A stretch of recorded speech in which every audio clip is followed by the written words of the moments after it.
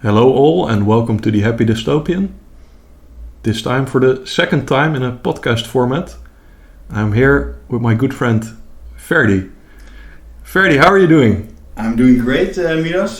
Thank you for having me on your podcast.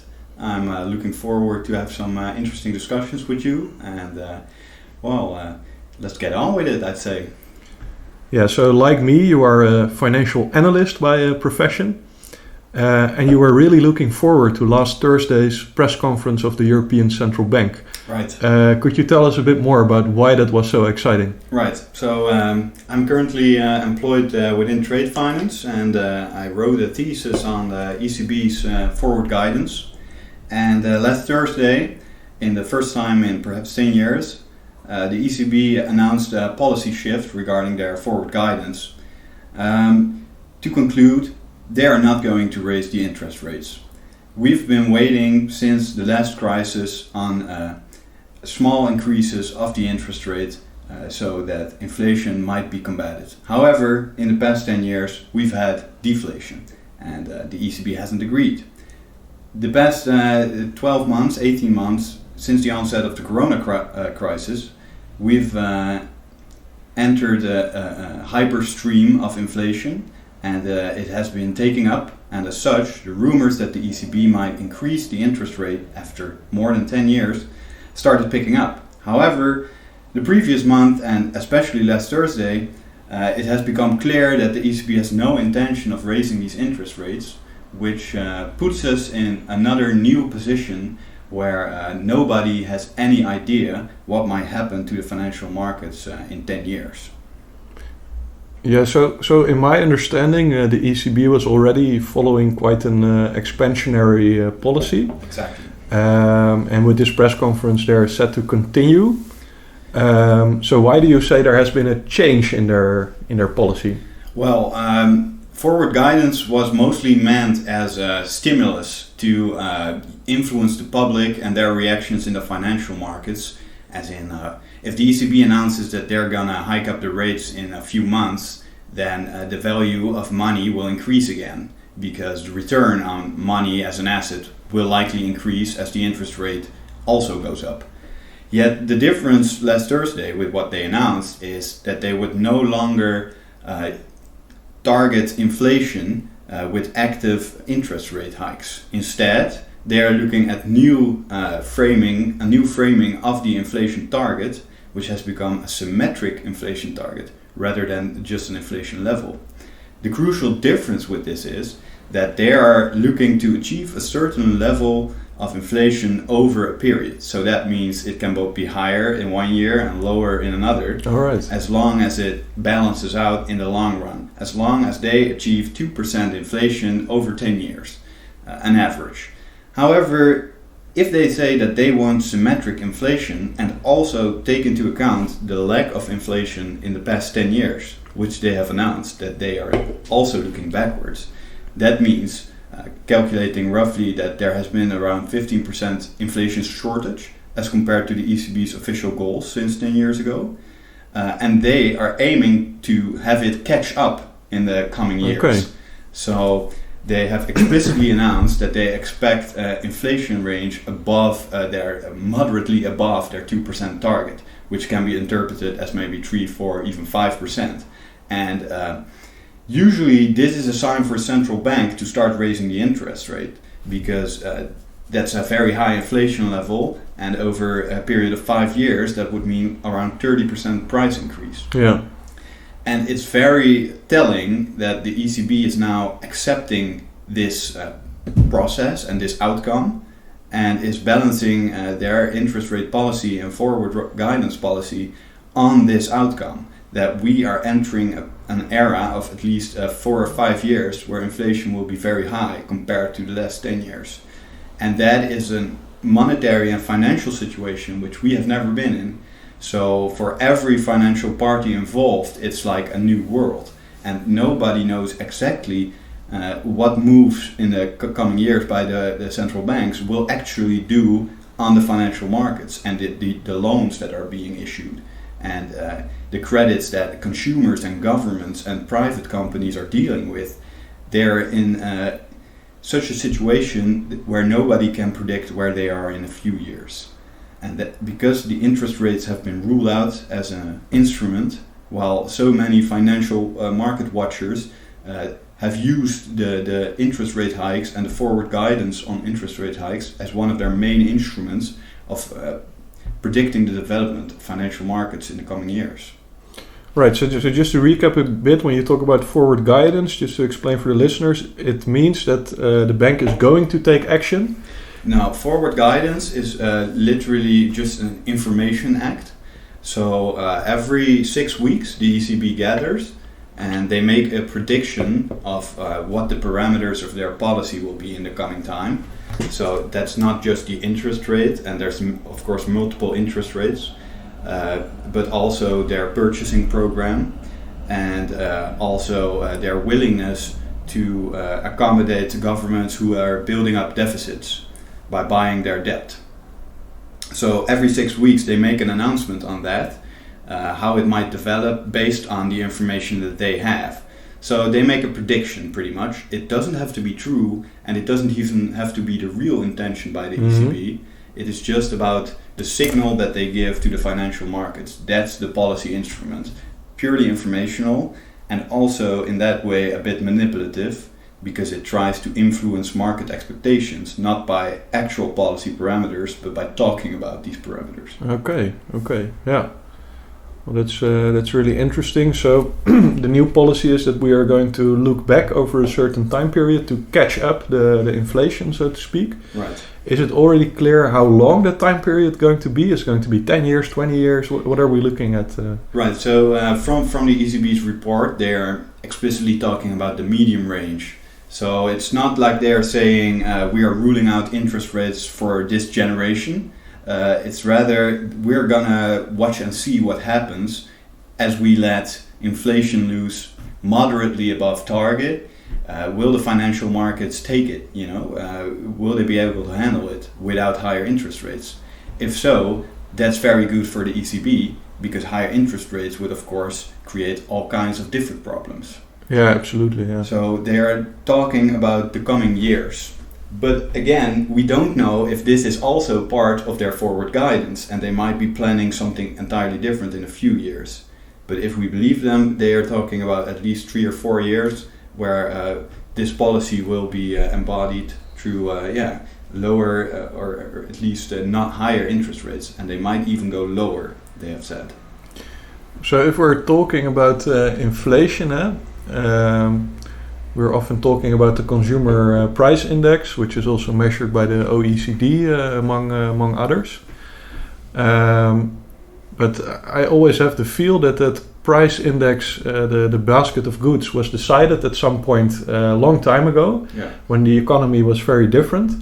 So right now, maybe we don't see a lot of inflation in consumer goods, for instance, but we do see a lot of inflation in the costs of healthcare, the costs of housing, etc. So how realistic do you think the currently used CPI is? Well, I don't think it very well displays the increase in expenses for the average individual. The basket is kind of narrow, and it really looks at a broad range of products for every single item. For cars or for houses, they don't really look at specific markets, but they look at the market in its entirety. So it becomes very much a process of averages with the CPI. So if the CPI is signaling at least 4 or 5% inflation over a year, the real inflation for a lot of people and the real increase in expenses for a lot of people will increase a lot more than that.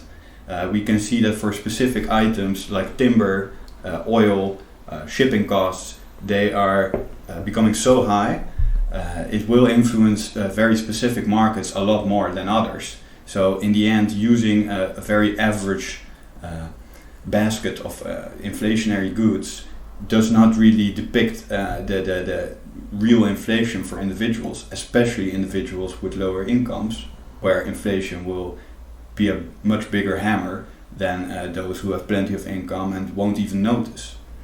Yeah, because if we continue to use the CPI as a measure, then people's costs and expenses will rise tremendously, while their wage increases will be lower than that. Not so much.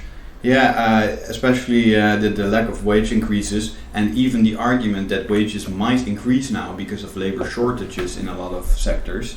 It's kind of a moot point, because if everyone is looking at 5% inflation, well, that is a downturn for literally every employed person, except those that have grossly high incomes. Yeah. So the inflation is very scary for the purchasing power of the average individual in Europe. And if those costs, by high shipping, by high timber, high material costs all around, are all transferred to the consumer, because the consumer just needs to purchase things, then he's going to be able to purchase a lot less in 3 years. And we are seeing that the price increases because of inflation are not really being resisted by consumers. Consumer demand remains steady, also because of the expansive monetary policy. In the end, there's so much credit available that spending money, even if the price is increased, is still very easy. Yeah, absolutely. So I myself am also quite concerned about this development. But still, there have been no mass demonstrations against this. There's not been a lot of political discussion, and not even in the media there's been a lot of mention of this. Do you have any explanation for that? Because I don't. I think there's multiple perspectives in which you can look at it. I've talked also with some people, at the start of this year, and I told them, like you, I'm really concerned about the inflation that is already going on. And it's so under the radar that even if on the news there might be an item, it will never really lead to anything significant, because people just take it as a given. They think that higher prices are logical in this time. However, it's very disconcerting, because it's happening in so many places and on so many parts of, in so many parts of the economy. So I've been also really surprised that people have not been talking about it more.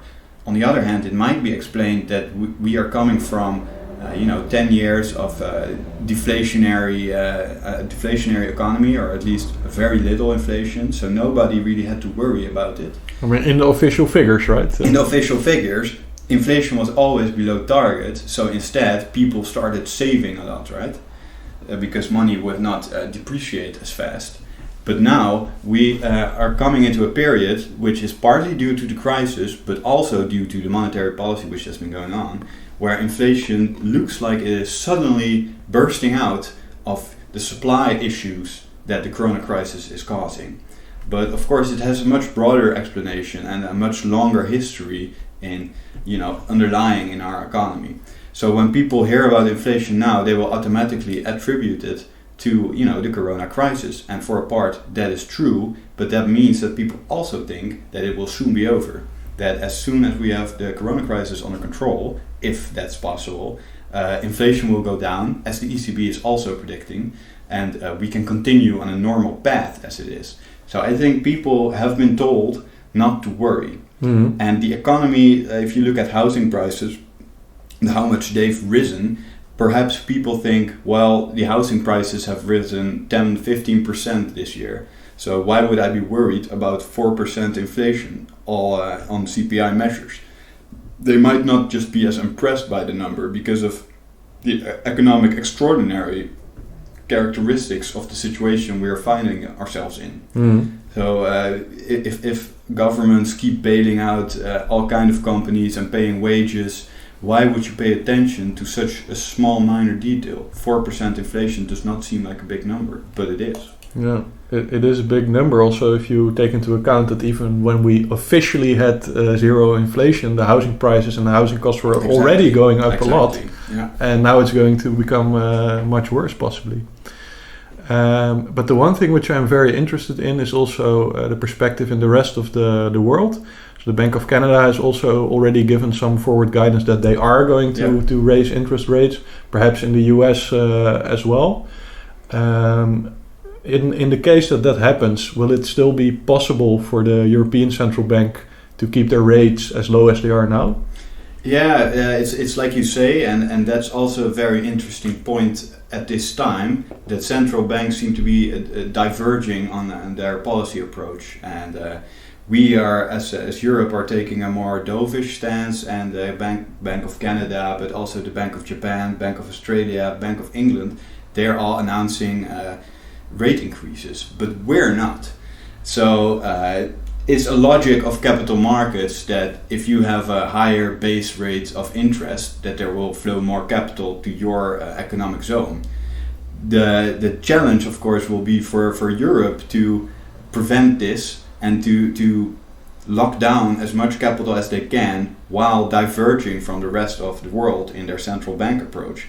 How this will turn out financially is anyone's guess, I think. They will definitely feel pressure from the Federal Reserve or the Bank of Japan having higher interest rates. That's just a logical consequence. But how big will the outflow of capital really be?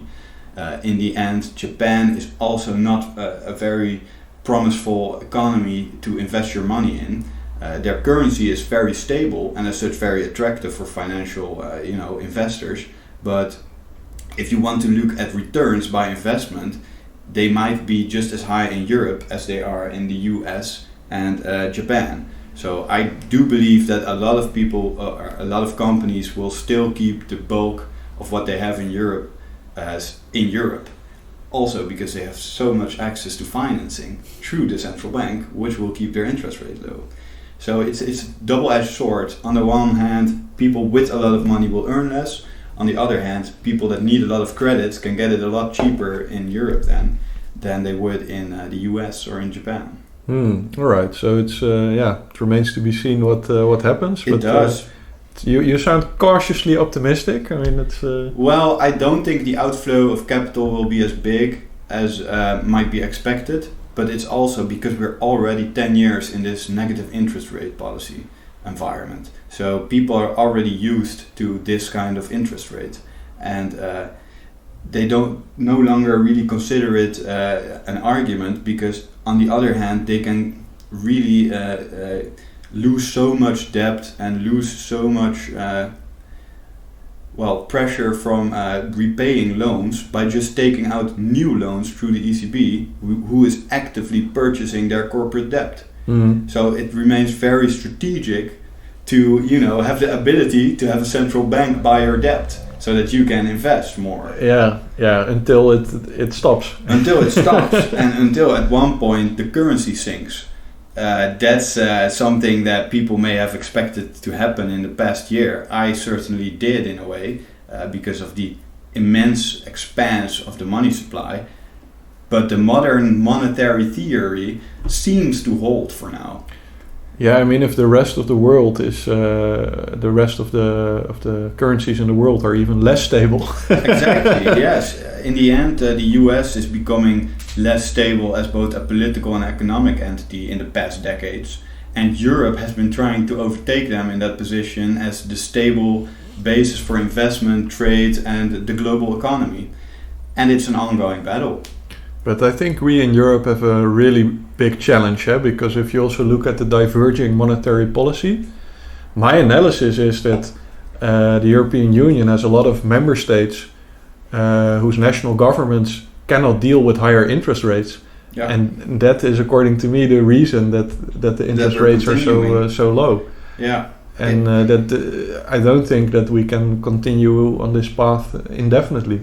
Yeah, it remains a problem of redistribution in this way, right? So for the past Thursday, the meeting that the ECB held, it was not a unanimous decision, of course, to remain dovish. The chairmans of the Dutch Central Bank, the Belgian Central Bank, and the German Central Bank all voted against it. Okay. Because, well, as you say, it's a major advantage to those economies, those nation states which have a lot of debt and can't really function without low interest rates. But for those competitive economies, it's the opposite, of course. So that's why I also tell people not to forget that the euro is a political project. And it is also about keeping the European member states together as an economy. As soon as we start diverging within Europe, it's over. So I think there's a lot of political willpower being spent on forging a have consensus, which is not unanimous, but people agree for the sake of Europe as both an economic and political project. Yeah, absolutely. And I think in every big union you need some sort of redistribution. I mean, you cannot go without it. But if we compare the EU to the United States, for instance, their distribution is from the rich to the poor, basically. So they have a lot of programs, for example, on to subsidize healthcare for the old and unemployed, etc. And of course, the people in the richer states are paying for the people in the poorer states. But the states are not subsidizing each other's budgets. And that is something which I think is quite revolutionary, how the EU is doing this. Yeah. And it also leads to some very unfair outcomes. Yeah. I mean, the Dutch government is subsidizing the Italian government, while the Italian people are a lot better off than the Dutch people in terms of purchasing power, in terms of their own capital, in terms of the indebtedness of private citizens. But just because the Dutch government is run more austerely, we have to pay for Italy, and I think that's a very weird way of going towards one economy. Yeah, I think it causes a lot of friction, of course, within the union, and it might not be a direct redistribution, but with the Eurobonds, of course, it's a different matter. But with the low interest rates, it's not a direct redistribution, but the effect is very much redistributive. Yeah, that's a nice word. Yeah, the Eurobonds, that's also something which for years you were saying, no, it's never going to happen. And suddenly they are there, and the European Commission has borrowed a lot of money.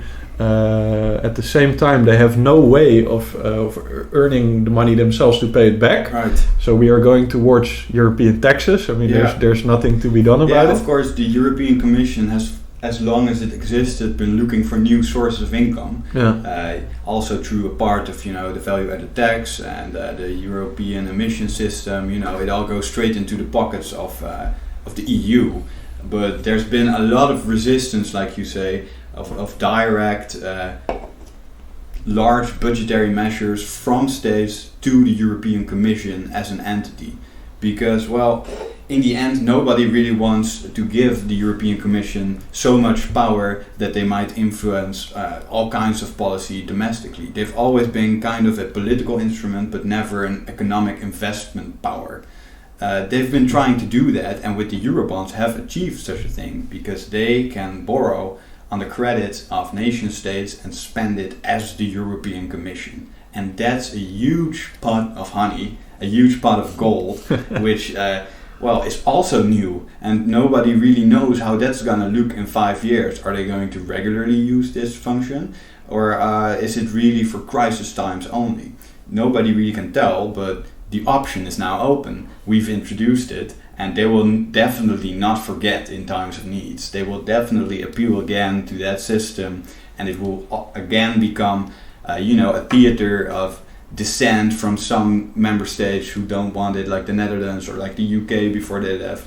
But in the end, I do believe that the European principle is now so strong, it will continue, and the European Commission in this way will become a lot more powerful in the near future.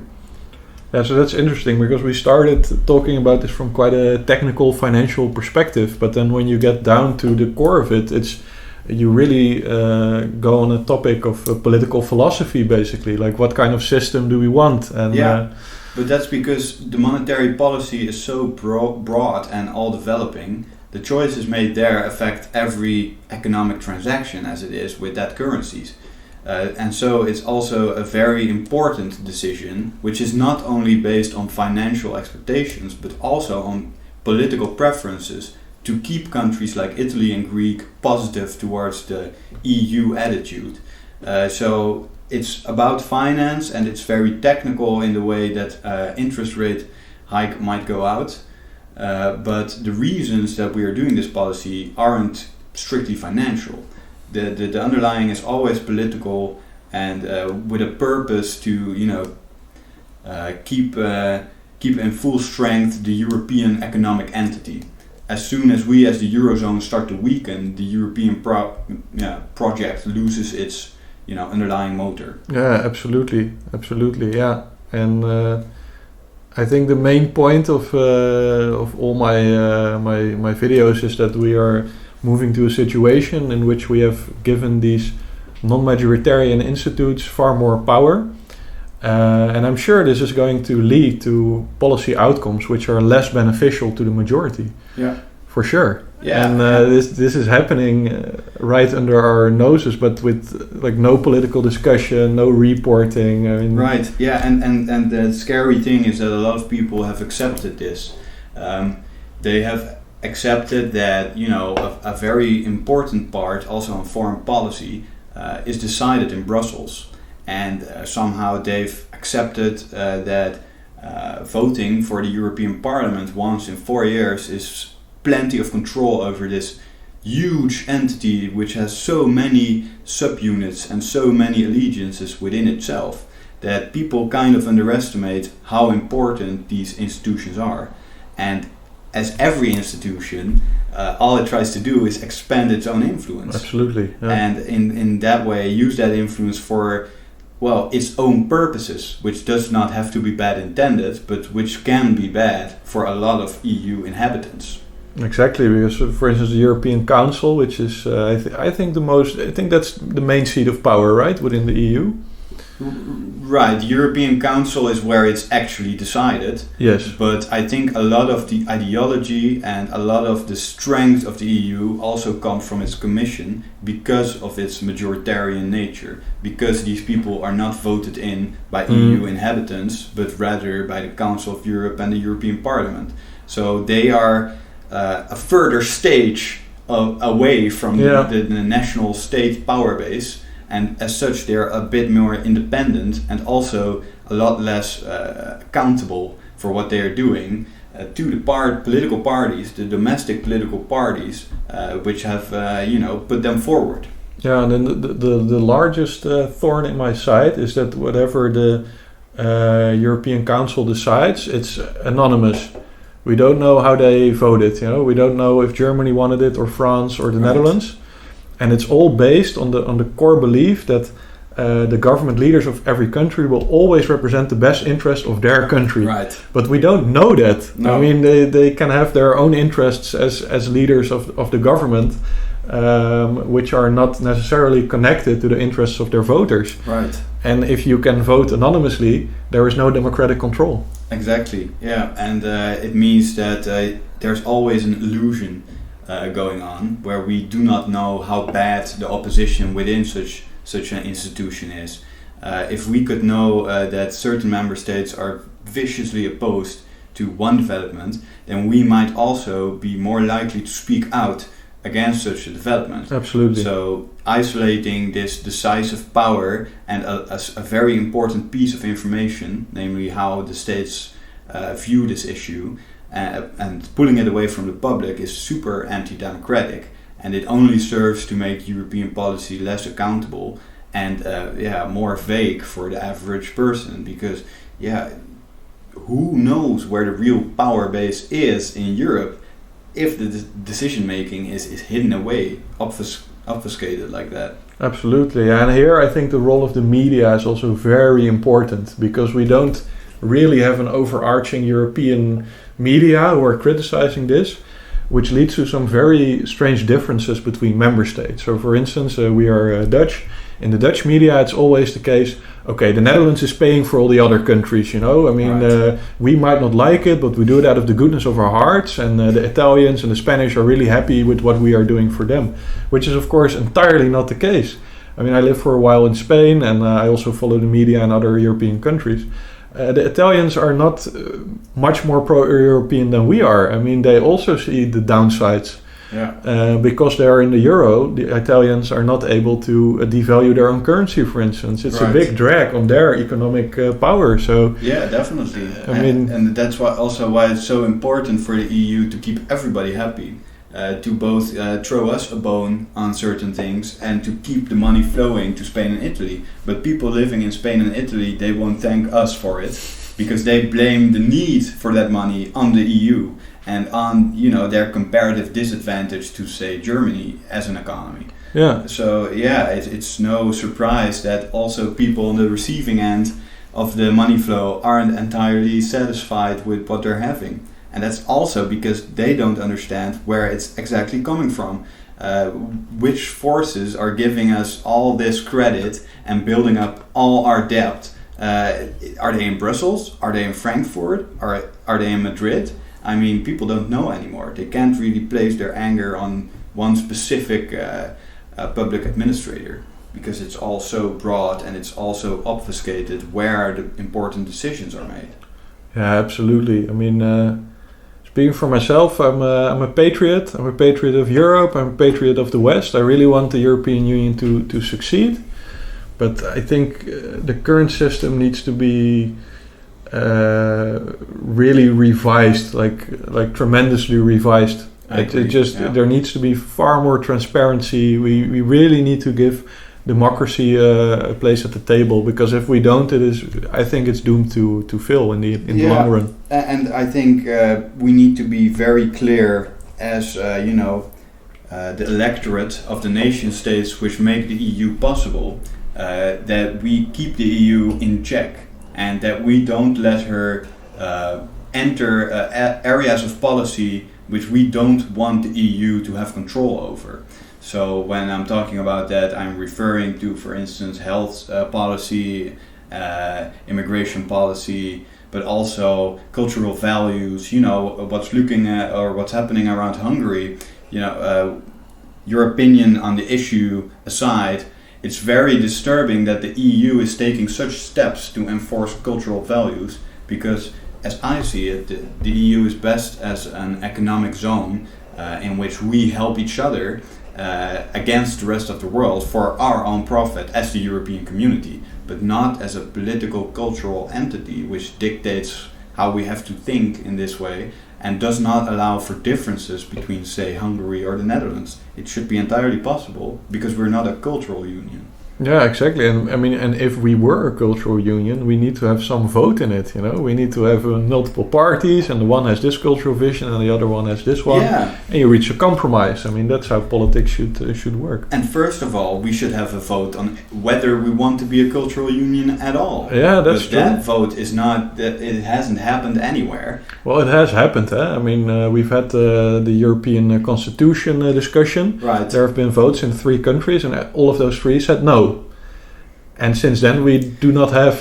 So we'll just find another way. Yes. Another way to get what we want. And yeah, I mean, it's a policymaker. So of course, just like national policymakers, if they can't get it one way, they'll get it another way. But the fact that there's hardly any resistance to such developments is very disturbing. It just tells you that people are either not aware of it, or they just don't care, or they just agree with it.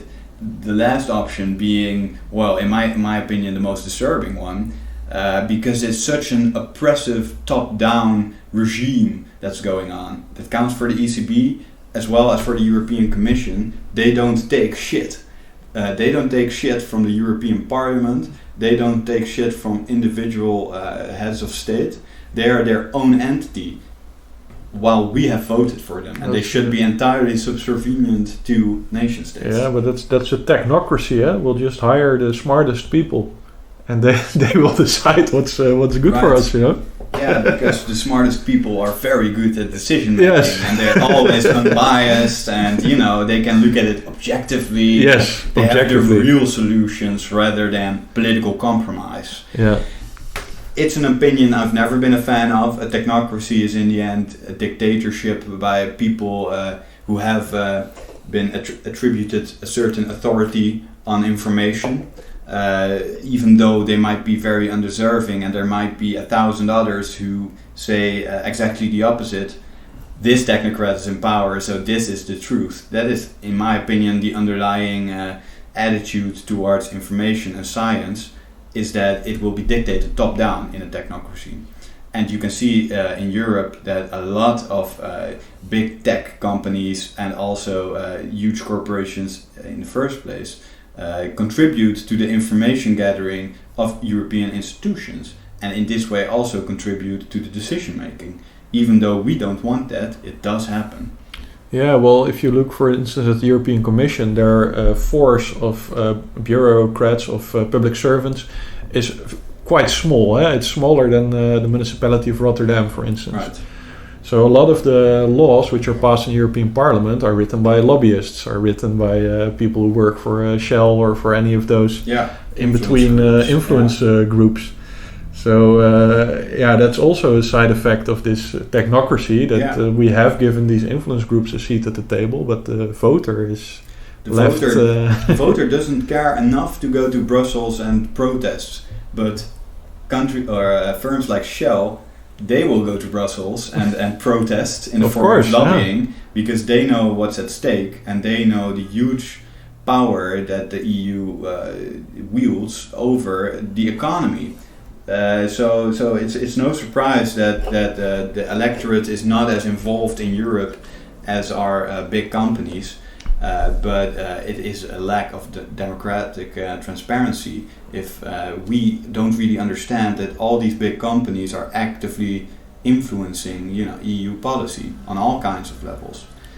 It's definitely something we should oppose and try to get a hold of, but in the current political climate regarding the EU, I don't see it happening, because people just associate positive development with the EU, and questioning it is getting kind of dangerous as someone with an opinion. The wrong kind of populism. Right, yeah. I mean, wanting to break down the EU, that's associated with backwards lack of awareness of how the economy works, right? But that's such an oversimplification of what's really going on and how one country might change after leaving the EU. If you look at Brexit, the anticipated chaos is a lot less smaller than expected. In fact, they are gaining more GDP in percentage than the average of the EU. So there's been a lot of scaremongering, which is totally unbased on reality. Well, on the other hand, sorry to interrupt you, but the fear-mongering, it might not have been as big a chaos as expected, but then also in the Brexit campaign, the British people were promised a lot, so now we are really going to take a tough stance on a lot of topics, and I'm not sure if that is happening either. It's not. They didn't enter a vacuum of, we can decide everything for ourselves now. They still have to deal with us, and that is looking to be increasingly troublesome. For controversial economic decisions cannot be made without EU informal consent, because they will just lead to more problems. Look at the French and English fishing fleets, where England has to send naval vessels, military vessels, in order to signal to the EU that they won't stand for this. It just shows that if you leave the EU, you become an opponent of EU policy. And that is also, in my opinion, quite logical, because the EU exists on the basis of an in-group. Everyone that's part of the European Union gets its benefits. And if you're not part of the European Union, you don't get those benefits, and you have to pay tariffs, and you have to adhere to all kinds of import requirements before you can actually trade with the EU.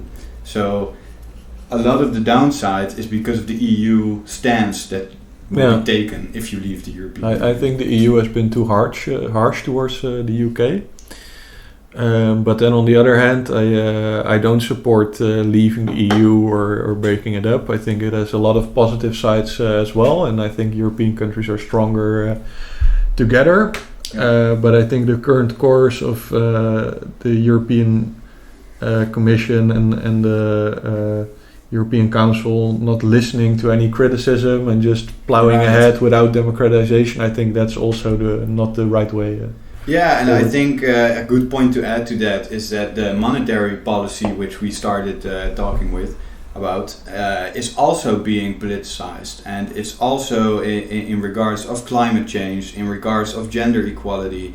It's all being weaponized to serve this goal of the European Union to provide sort of an equality across the European Union. But if you start talking about climate change as a central bank, you've kind of lost your sight on the reasons, on your mandate as a central bank, because it's then public bankers budgeting on climate change. Yeah. While we have so much trouble budgeting for climate change in the national cabinet, they just print more money and invest it in certain sectors of the industry, of the economy, and in this way try to achieve their goals. Bureaucrats are picking the winners. Bureaucrats are picking the winners with a huge bag of money, which they've just freshly printed. Yeah. It's unfair, in my opinion, to the national parliaments, because they have so much trouble gaining a 2% wage increase for nurses here.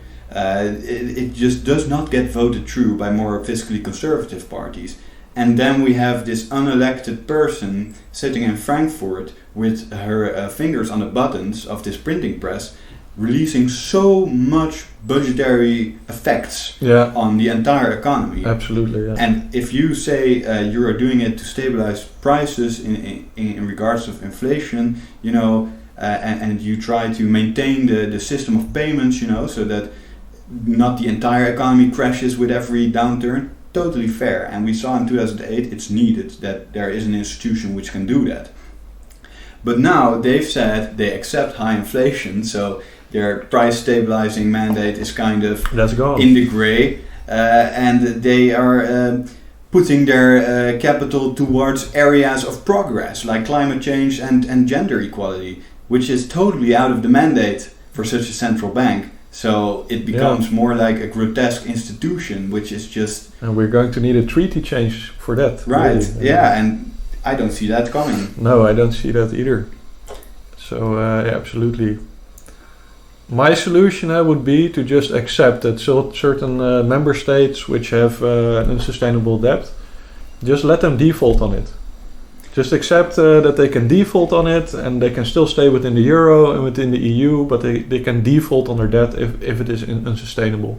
Why is that such a far-fetched idea in the European context? I think what the ECB in all cases will try to prevent is setting a precedent for such a way out. Because if they do that, if they let Greece or Italy or Spain default on their debt with kind of an easy way out, sure, they'll have to promise austerity measures. No, it's not an easy way out, because if you default, you're not going to be able to get loans at a good price in the future. Yeah, but won't the ECB just provide those for them? Well, they already suck, as their credit rating is already horrible, which is part of the problem of the euro crisis. Which is why the ECB had to start buying all this debt, because private investors, they didn't want it anymore. You need to default, and then after the default, you stop the easy money. I mean, that would be cold turkey, right? Just kind of a healthy reset. Yeah, like it happens in the US. I mean, California was about to be to default at some point during the last crisis. Yeah. And the federal government just said, okay, but we are not mandated to intervene, so we're just gonna let it happen. Yeah, we're just going to let it happen. And then California was forced to make a lot of budget cuts, and in the end, they did not default. Yeah, I think the problem with that is with the ECB treasuries.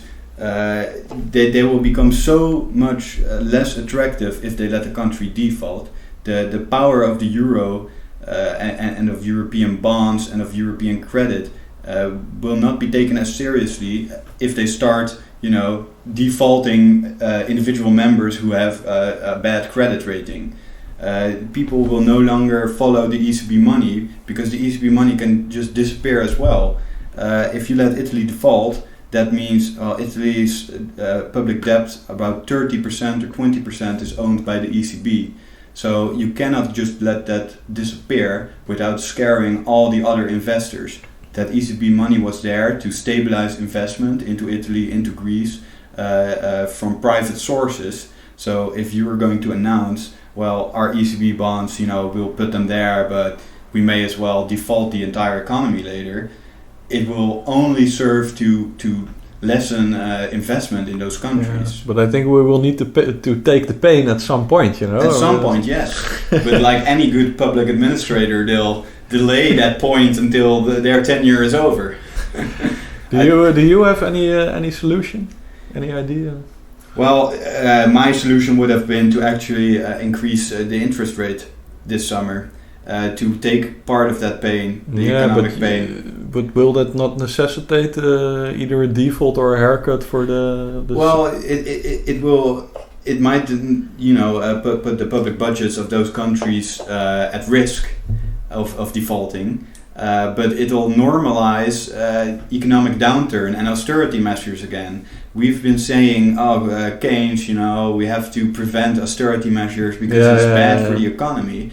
But if you're arguing from that attitude, you can never stop. Exactly. And then the money supply just keeps expanding, and debt becomes cheaper and cheaper and cheaper until you're at that point that you're so addicted to the easy access to credit that indeed any interest rate hike will destroy your economy. And I fear that's where we're going. So in my opinion, it would have been wiser, like even if it's just half a point, right? Like 0.50% interest rate increase. Just to give a signal. Exactly, to properly use forward guidance the way it's supposed to be used by preparing the financial markets for shock effects.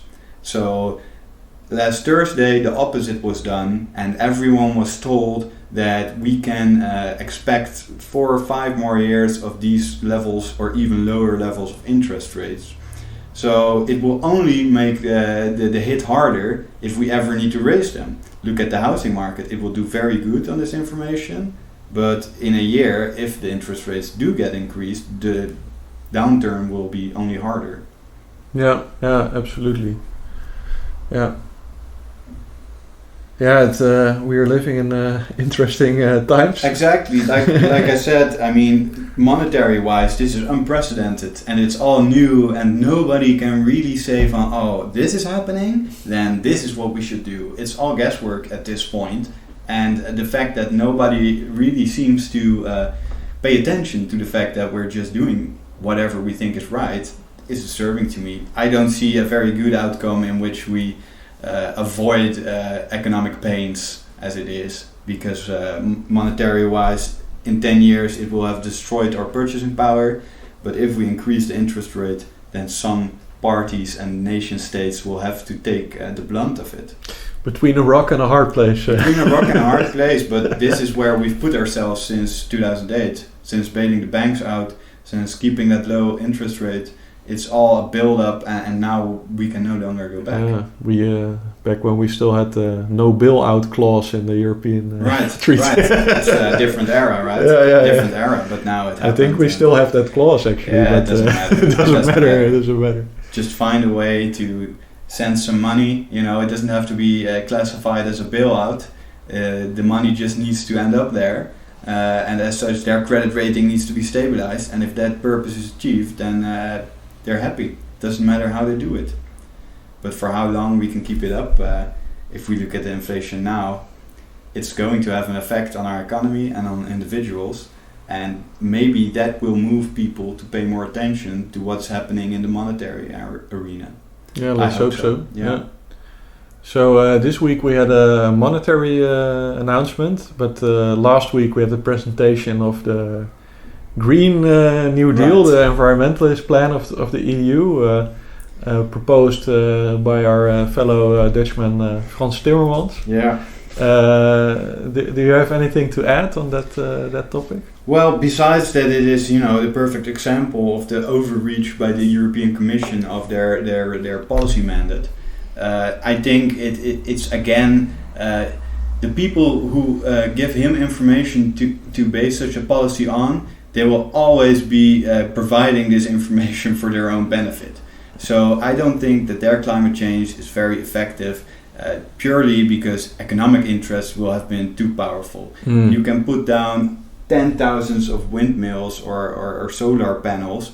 The carbon dioxide level isn't going to go down as much as they want it to, purely because for every panel produced, there's also carbon dioxide to be released into the atmosphere. Absolutely. So when they say, well, we want a carbon neutral or emission neutral economy, that's just not possible.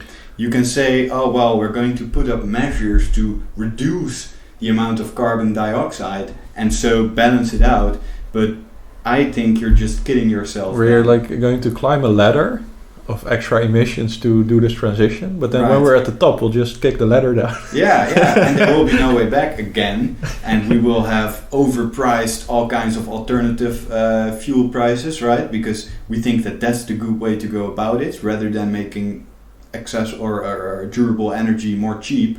We're just pricing out oil. Yes. So at the point that we're going to realize that the measures we are now investing in, like windmills, like solar panels, will just not be enough.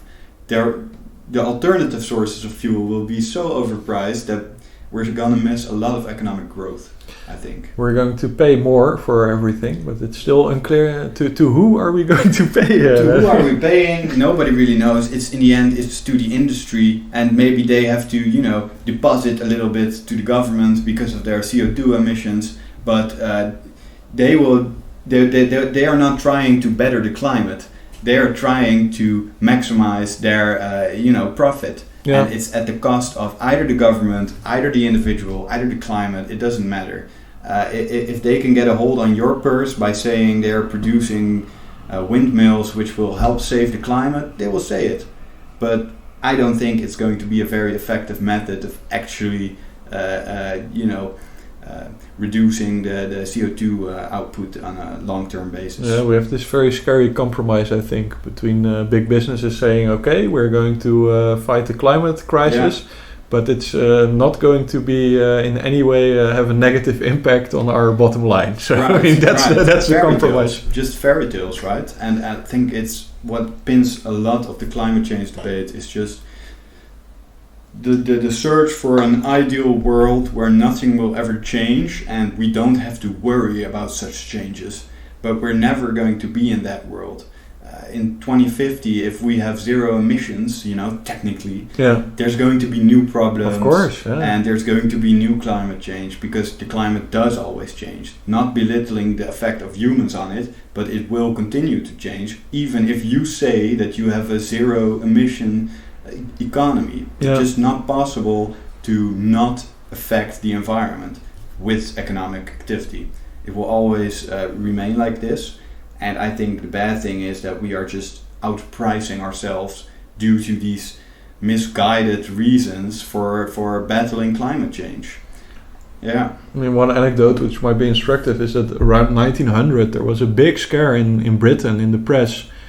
Are we going to run out of coal? I mean, it was a serious concern, and if we look back now, of course, we never ran out of coal, but it doesn't mean that we reached an ideal world. I mean, then we went to oil, and then we went to natural gas, and there's always a new challenge. And when is that running out, right? And exactly, make those arguments. And the same is for the investment in good things toward climate change, such as electric vehicles, electric bikes, and solar panels. They use very rare and exotic materials to function. So we're going to have new problems with that.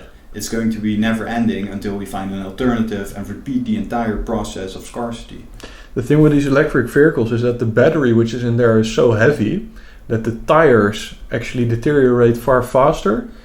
And the extra emissions from these tires, that's more than if you would have drove it like just with a gas-powered car. And I'm sure Tesla did not state this on their product description.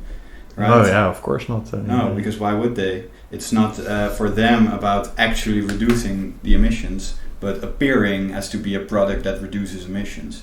If you're going to the supermarket on an electric bike, you're not being helpful to the climate. No, but I mean, business will deliver everything you ask for, But you just have to be careful about how you state your question. They will always appeal to your illusions. And they will always try to make you feel satisfied while ripping you off. So people are just, for those topics, they don't seem to be distrustful enough to really get what's going on, in my opinion. And some naivety could, really benefit them and make them better persons. If someone on an electric bike tells me they're changing the climate for the good, then I just laugh in their face because I know that a regular bike, it's not that much more effort and it forgoes the entire process of electricity, and as such is not an emitting entity. You can just bike 1,000 miles and not produce any carbon dioxide save for your own lungs. But if you're on an electric bike, you might do those 1,000 miles and think, well, it's good I didn't do them in a car. So in the end, you're just comparing yourself to worse evils. It gets very complex. I mean, that's exactly. Why if such a policy is being announced and is being followed through so forcefully, while it is very complex and unclear, that's a strange combination. The reasons and consequences, they're not as clear cut as we think they are, but people do act on those on that basis. That using as little oil as possible is the ultimate goal for our society. Except when you're Dutch, because then it's the goal not to use natural gas, which the rest of Europe is now moving towards. We're still ahead of the crowd this way, We always want to be top of the class. But we're not ahead by any real measures. No. I mean, if you look at which countries emit the most CO2 per person, then we are right at the top. So I mean, we don't have any nuclear power. We still use coal. We're a small country with many people. Lots of cars and lots of emissions. So it is harder for us. And the natural gas, a further transition for us to natural gas could actually lead in a reduced amount of emissions for every energy unit produced. But we're too ambitious and saying no, we will skip that stone and just jump towards an entirely green economy. We were into the biomass plants as well for a while, because we decided that is environmentally friendly, where your CO2 emissions are through the roof, but in theory you can grow new trees. So and in theory it was already there. It was already in the tree. So us putting it out there is a net zero, right? But that argument does not go up for fossil fuels, which have been there for a long time. But it takes a lot longer to produce than trees. To produce a tree, it also takes a lot of time. It also takes many years to make it grow, to a formidable size. So that's another example of self-illusion, where we just, or rather, the big companies invest in some weird new process which can be framed as economically or positive for the climate. I mean, if there's demand, they will meet it. That's their goal. So. But it's no longer the demand for energy, but for clean energy. But it's not clean. So what's exactly going on in the minds of people that are propagating these kinds of new ways to produce power, I don't know. I hope they're good intended, but I also fear that a lot of people just see opportunities. The solar panel industry, of course, has boomed in the last years, and we are also seeing the consequences of low-quality solar panels, making them a much less economically friendly investment than they were made out to be some years ago. So it's a lot of hysteria, a lot of hype, a lot of hope also from people who want the world to be better but aren't really helping. A lot to talk about. I think, I'm sure the last word hasn't been said on this topic. Definitely. Do you have any further topics which you would like to address? Or? I think we've been over most of the important ones. I would just like to say to all the viewers, keep in mind that whatever you earn, it can all be destroyed by the central bank. So you should pay attention to what they're doing, and when they're changing their policy, you might want to think about what that means for you in terms of, can you buy a house, can you afford a car, can you afford to invest, is the risk big enough or small enough? Just pay attention and don't just think it's boring, because in the end it's also about your wallet. And I think that's what I would like to convey. I think you gave a great conclusion to the talk. So thank you very much, Ferdi, for participating. Welcome. And thank you again for inviting me. It was very interesting. Yeah, thanks, man. And thanks to all the listeners. Stay sane. Keep it hard. And we will see you next week.